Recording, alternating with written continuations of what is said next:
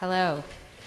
Welcome back. We've made it to our final session, and our first talk is an invited talk from Steve Finkelstein, who's going to talk to us about beating cosmic variance with Roman. Great.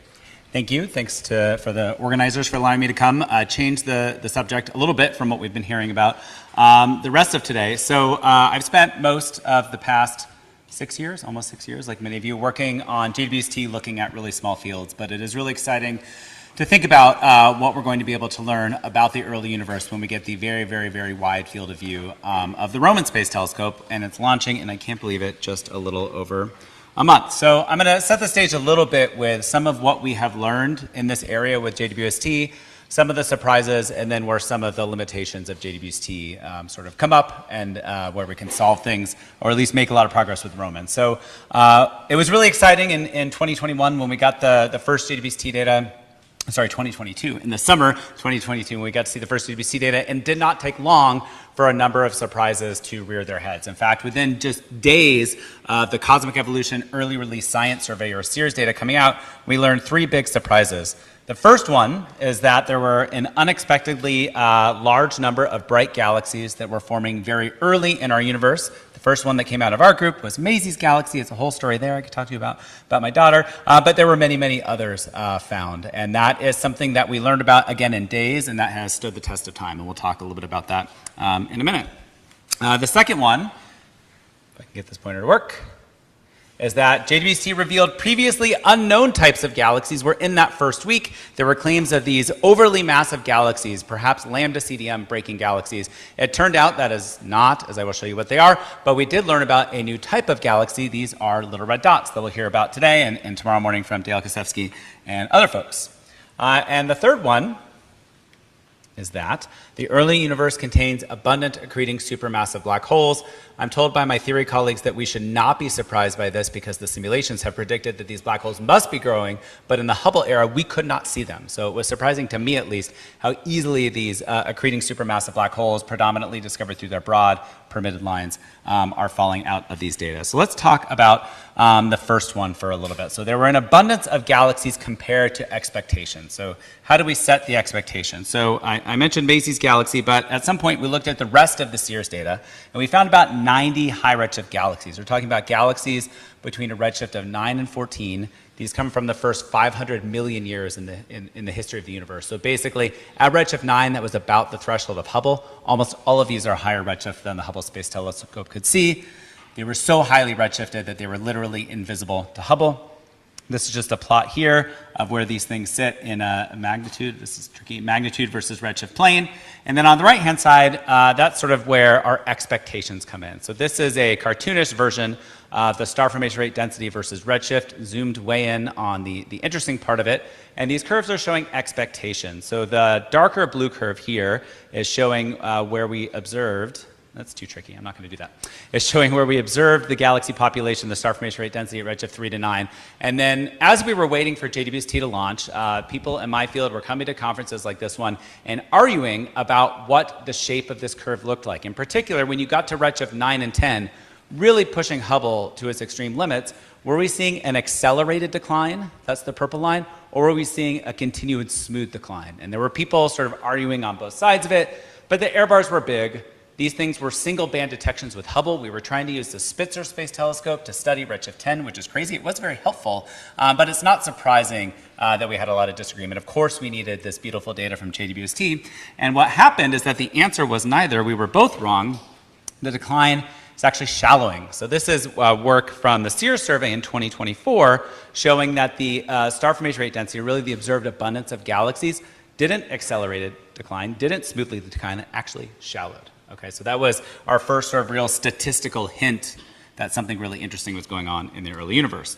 Of course, this is just one field, and we need to push beyond SEERS, so just a brief advertisement for a project that I've been working on for the past some number of years called UNICORN, which is an acronym which starts strong and gets bad pretty quickly. It stands for Uniform Near-Infrared Catalogs from Robust Imaging.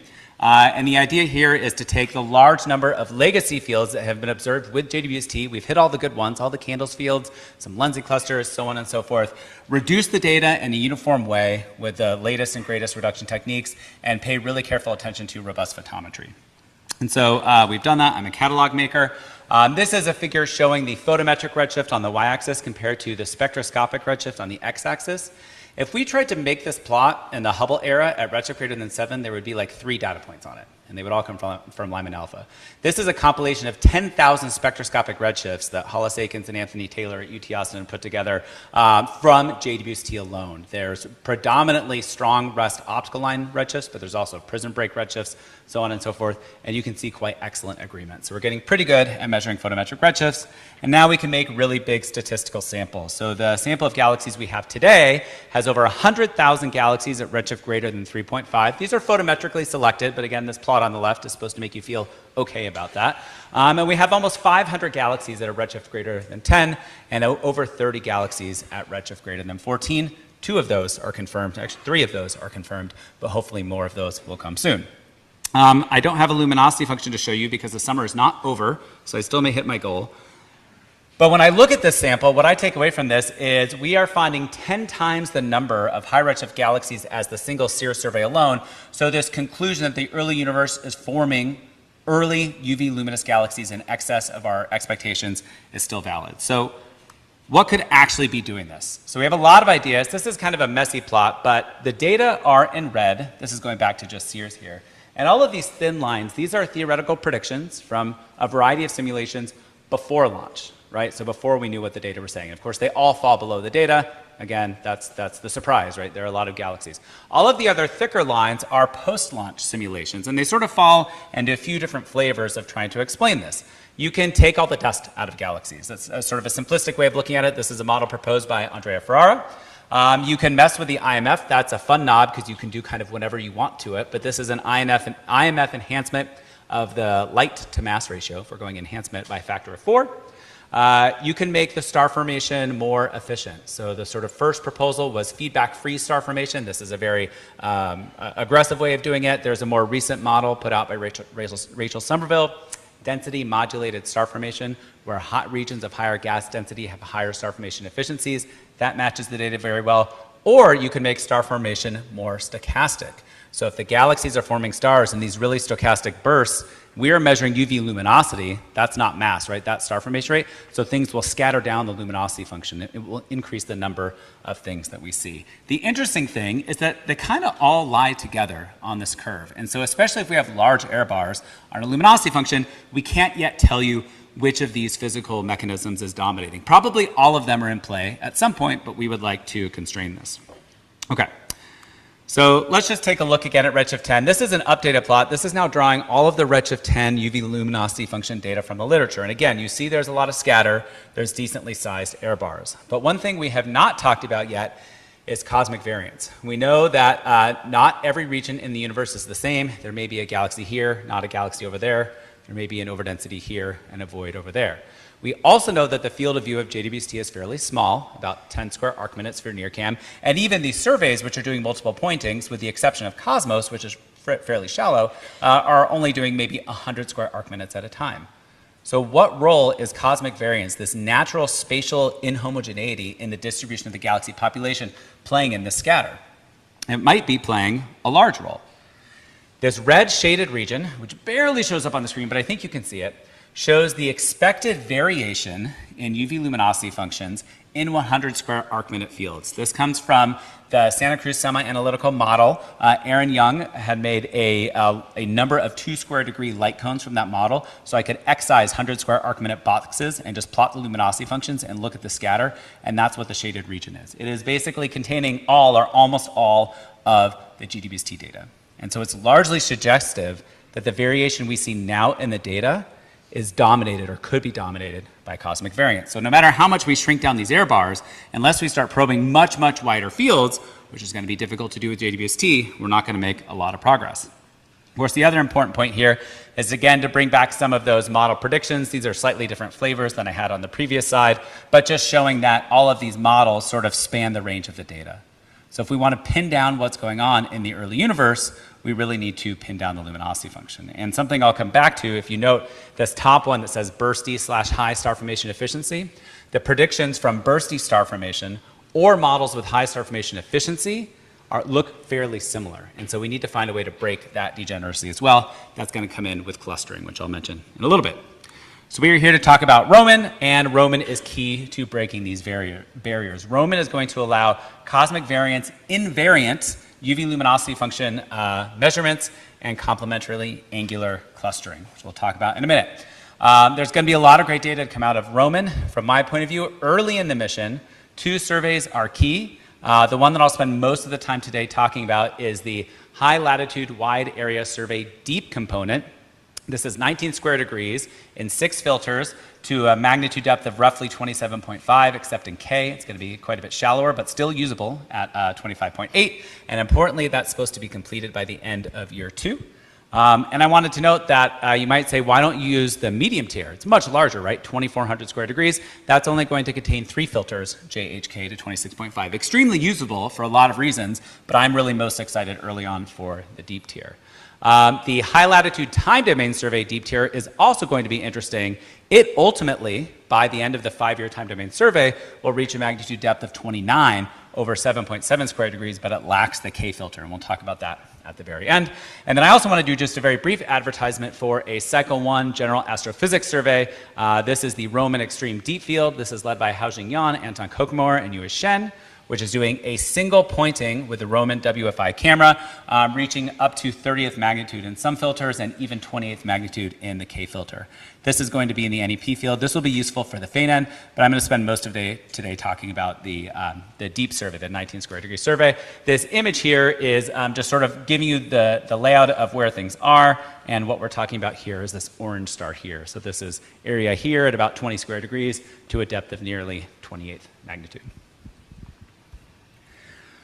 So you might wonder, can Roman really probe these redshifts of interest 8, 9, 10, 11, 12? And the answer is absolutely yes. So this is a figure showing you the Roman WFI filter set on the bottom, just the filter transmission functions. And then the sort of greenish line is a model spectrum of a redshift 10 galaxy.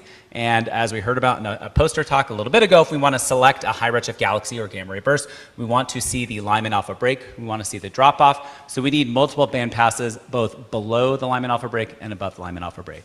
And this gives it to you. And you can see for this particular galaxy I've drawn, has a UV absolute magnitude of minus 21. You can see right there, there's the red dot. That's the K-band 3 sigma lower bound right there. And of course, brighter galaxies we will see. And this can work even up to redshift 12 or 13, maybe even 14, depending on how many filters you actually want to detect the galaxy in. And the important point here is that just the deep survey, the 19 square degree survey, has an area 40 times larger than all JWST legacy surveys combined. Yes, these data are not as deep as JWST, but we can learn a lot still from the moderate bright end of the UV luminosity function. Knowing that, we can make predictions for how many galaxies we think we should find in this data set. Here's a handy table telling us that we should find about 100,000 galaxies at redshifts of 7 to 8, 1,000 galaxies at redshift 10, and 140 galaxies at redshift greater than 11. And again, these are all fairly bright systems. The most famous bright galaxy is GNZ11. This was the most distant galaxy found with Hubble that's been studied in exquisite detail at JWST, probably at least 10 plus observing programs on this one galaxy. Just the Roman high latitude wide area survey deep tier will find 500 GNZ11-like systems. So if each one is a key laboratory for understanding early universe physics, that's a lot of laboratories that we're going to get just in the first couple of years of the mission. So knowing all of this, my colleague at UT, Julian Munoz, and I wrote a Cycle 1 GI proposal that we were very glad to have accepted. And so the slides I'm showing you here are sort of what we used to motivate that proposal. All right. So let's come back to this redshift 10 luminosity function. I've got the cosmic variance here. I've convinced you maybe that cosmic variance is a driving force behind the scatter in the JWST UV luminosity function, and that we can't constrain these models. So what will Roman be able to do? This is showing the expected Poisson uncertainty, again, just from the wide area survey deep tier. It is tiny. The cosmic variance uncertainty is essentially going to be negligible, so we will be able to pin down these models. We will be able to pin down the luminosity function very precisely. However, as I mentioned, some of these models are degenerate. How are we going to break those degeneracies? And that's where the spatial distribution of these galaxies comes in handy. There have been attempts to do clustering with JWST. They're very valid attempts, but again, the fields are small, so the uncertainties are large. Okay? We can get from 2% to 4% uncertainty on the bias, is the amplitude of the clustering, from this data set. And what is that going to allow? That is going to allow us to break this degeneracy between bursty star formation enhancing the UV luminosity function or high star formation efficiency enhancing the UV luminosity function. As I mentioned, if it's high star formation efficiency, then you would expect the brightest galaxies to live in the most massive halos. If it's bursty star formation, then you would expect the brightest galaxies to actually live in lower mass halos, and you would get a lower bias for those. And so we can actually measure that with this data set and break this degeneracy. All right. Let's talk about surprise number 2, these interesting red galaxies that were originally thought in this discovery paper from Ivo Labbé to be very, very massive galaxies at very high redshifts. Mike Boylan-Kolchin said, hey, this might be a problem for Lambda CDM. But very soon we got our first spectrum, also from Sears. This is a paper that Dale Kosevsky wrote, maybe we'll hear more about tomorrow, showing, hey, the one of these that we got a spectrum of shows a fairly broad H-alpha line. It's got a width of something like 2,000 kilometers per second. The only thing we know that can move that fast is the broadline region around an active galactic nucleus. And so interestingly, the very first massive galaxy candidate we looked at showed a broad emission line. As it turns out, a short time later, the Eiger survey, in a paper that Yoram Mathi put out, found a number of these red dots that had these broad emission lines. They coined the terms little red dots, okay? Shortly after that, Dale himself made a big census of these little red dots, and we'll hear a lot more about the luminosity function behind these tomorrow. I did want to mention, did this make the massive galaxy problem go away? Sort of. So a graduate student at UT Austin, Katie Sharowski, who's a graduate student for 4 more days because she's defending on Friday, she said, well, now that we know about little red dots, what if we remove them from our sample and actually measure the evolution in the abundance of massive systems? And that's what we're looking at here. This is the abundance of massive galaxies on the y-axis versus redshift on the x-axis. And those different colored curves are lines of constant star formation efficiency. Okay? And her data is shown in black. And what you can see is from redshift 1 to 4, her data sort of follow a constant star formation efficiency. But if I sort of highlight that out to higher redshift, you can see that they diverge at the highest redshifts. And it looks like above redshift 4, or maybe redshift 4.5, they're more consistent with an evolving star formation efficiency or a changing initial mass function. It could do the same thing. And so there are some important implications here.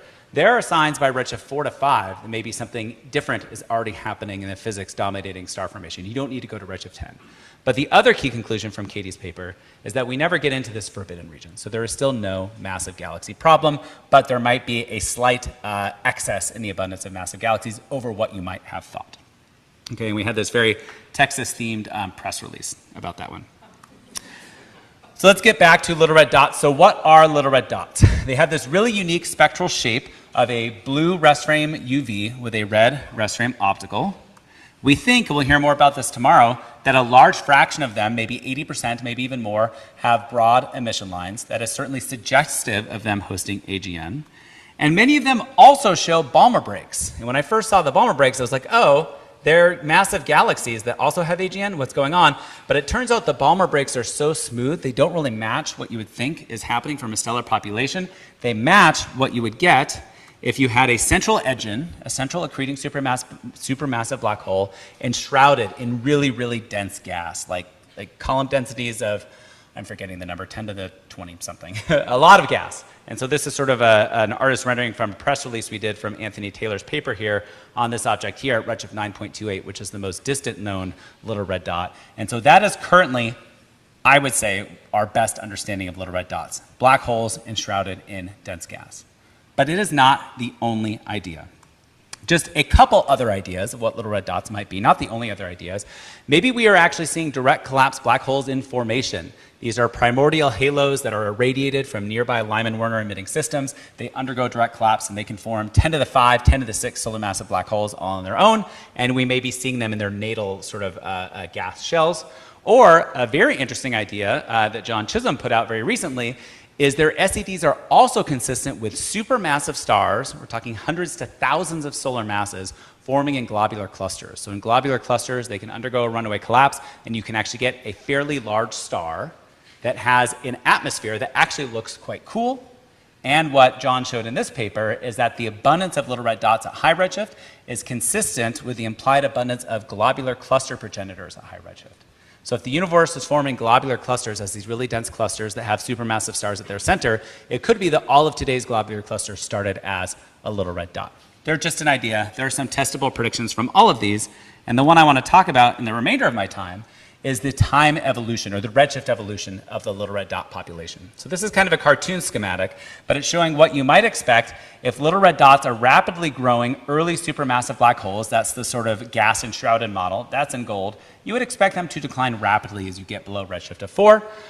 Here's a model that we hear about later in this session from Junyoung Jian about the descendants of direct collapse black holes. They might be a little bit flatter. And then this is John Chisholm's globular cluster progenitor model here at the top. All right. The motivation behind this is really just to convince you that we would love to know what is the evolution of the little red dot population. So let's take a look at what we could learn with JWST. So this is showing you the volume density, actually of a number of populations. Okay, I've got star-forming galaxies at the top, luminous quasars on the bottom, UV luminous AGN here, and then we'll really focus in on little red dots in red, okay, at sort of a middle magnitude of -20.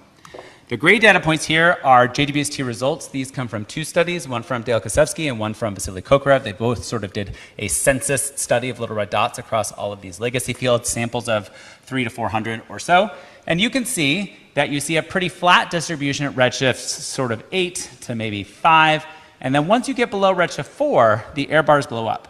And that's because little red dots in the JWST data sets we have studied appear to become exceedingly rare as you go below a redshift of 4.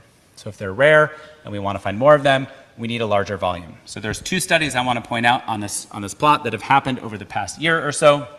One is from Ma et al., who used 3 square degree hypersubprime-cam ground-based data. That's the squares. And it looks like maybe a roughly sort of flat-ish distribution from redshift 4 going down to redshift 2.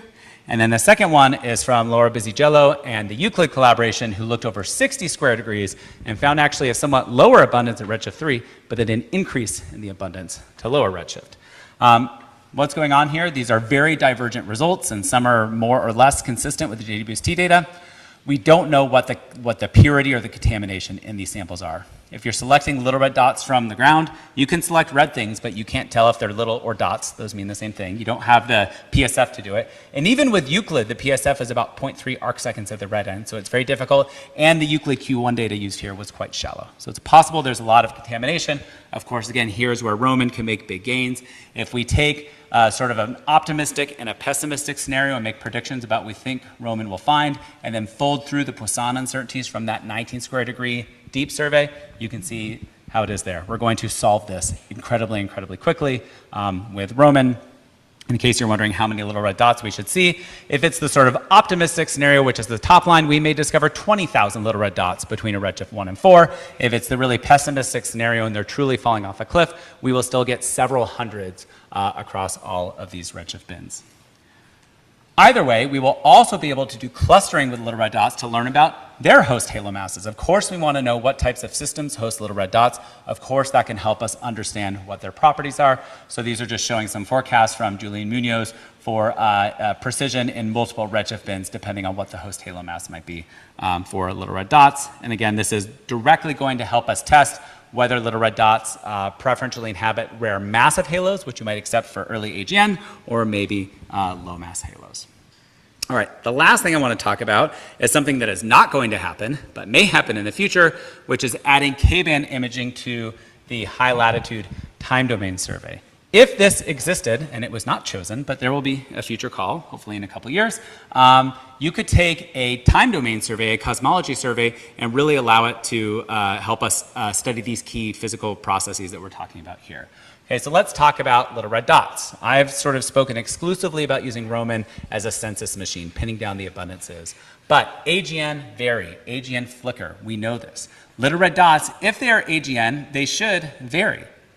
There have been some JWST studies. They don't tend to find much variability. There are a few exceptions, but the time baselines are short and the cadences are, of course, not optimized, okay? If we had a time domain survey over multiple years in the K-band, that's where we're going to be the most sensitive to little red dots at significant redshift, we could actually break degeneracies, and I'll just show you one model forecast put together by Amy Secunda showing the number of LRDs with observed variability if they are sub-Eddington accreting black holes versus super-Eddington accreting black holes. As again, super-Eddington accretion is one of the proposed models behind what little red dots are. And the other thing we could do with the time domain survey is to stack all the data and, of course, go really deep. So that number of 29th magnitude I mentioned for the time domain survey in the bluer filters, that's, of course, a stacked depth. If you put a few hundred hours into the K-band over a few years, you could reach a magnitude of about 27 or so. And this figure put together by Sebastian Gomez just shows the number of galaxies that you would expect in the time domain deep survey without the K-band or the R-band, which also doesn't exist. You could do redshift 6 to 10 fairly well, but you wouldn't be able to do much outside of that. If you add K and R, you can extend all the way out to redshift 13, and as well as extend blueward down to a redshift of 4. All right, I think I said all of that. All right, so with that, I will get to my summary. JWST has unveiled an excitingly high abundance of both UV luminous galaxies at high redshift and an exciting new population of little red dots.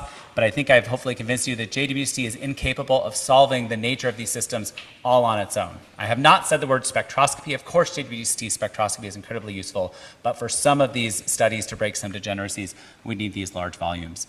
From my point of view, early in the Roman mission, it's going to be the wide area survey deep tier, complemented by the Roman extreme deep field at the faint end. We expect to find about 100,000 galaxies roughly at the midpoint of reionization and 1,000 galaxies at redshift greater than 10, unlocking the early universe to CV invariant studies and finding hundreds of extremely luminous galaxies which we can use as laboratories to study the extremes of galaxy formation. We also expect to find up to 20,000 robustly selected little red dots so we can unveil the time evolution of these unique objects, allowing insight into their physical nature. And if maybe someday in cycle 3 we can extend the time domain survey into the K-band, that's going to become really valuable too. Thank you.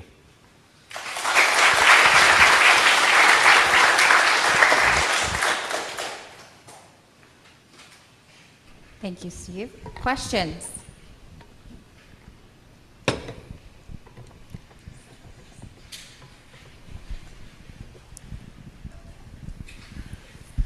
Hi, Steve.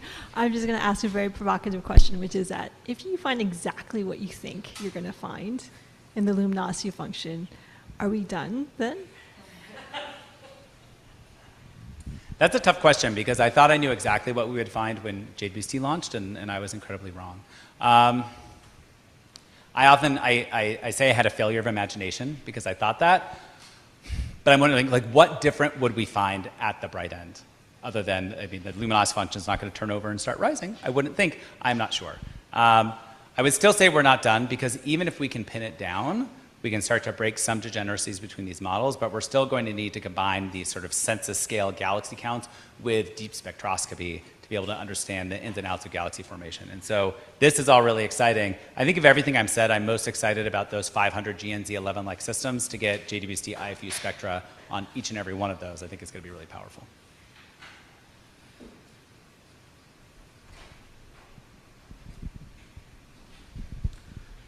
What's your criterion for whether an object is a little red dot when you take it to lower redshifts and it might be a bit different? Yeah, that's a really great question. So at high redshift, certainly, it looks like the rest frame optical is dominated by whatever the red dot part is, the central engine, right? When you get to the shorter wavelengths, sometimes you can see hints of a host.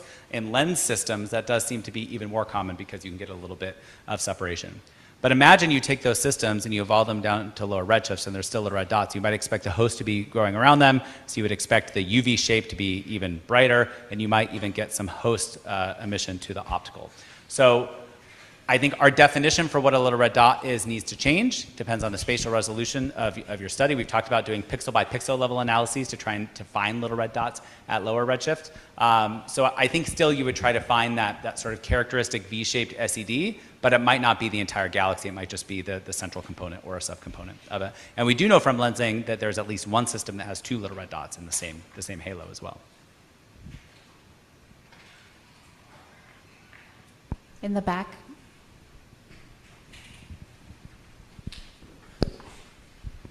Yeah, thanks for the great talk. On the topic of the lower redshift end of the little red dots, how much will combining LSST year 5, let's say, with the medium band help you there? You know, it's about half magnitude or magnitude shallower, but then you have 2,500 square degrees.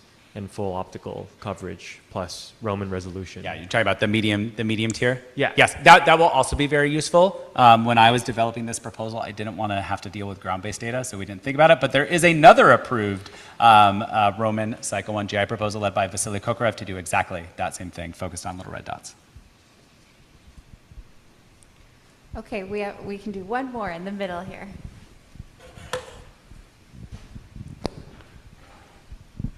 Thank you, Steve, for a very interesting talk. Just a quick question about the best star formation history option for to distinguish between these different possibilities.